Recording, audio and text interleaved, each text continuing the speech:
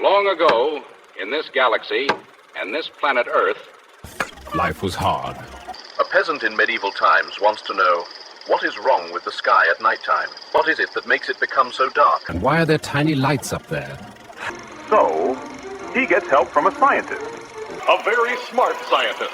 A scientist who explains we must now learn how science works. Because the answer has yet to be discovered by medieval humankind. The peasant and the scientist must now get help from the wizard.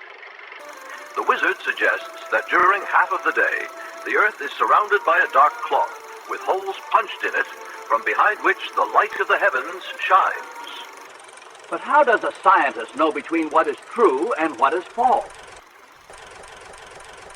First, all facts begin as dreams, dreamt by a wizard.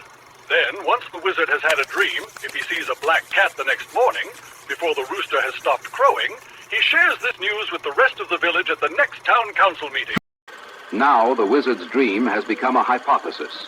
So it is time to tie the wizard up and throw him in the river to drown him. If the wizard floats instead of drowning, then he is an evil wizard, also known as a warlock.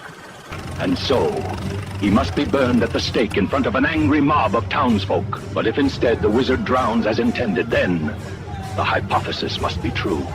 This news must be passed on hastily to the king. And then, after the king has been told, he listens to the advice of his sorcerers and seeks counsel with his menagerie of birds. Then, if the king is satisfied, depending on what the birds have told him, the hypothesis becomes a law. And science has advanced yet again. Life for all medieval peasants has once again improved. Hooray for science, says the peasant, and hooray for the king, who now must remove the peasant's right foot as tax to pay the wizard for the science he has given to us all.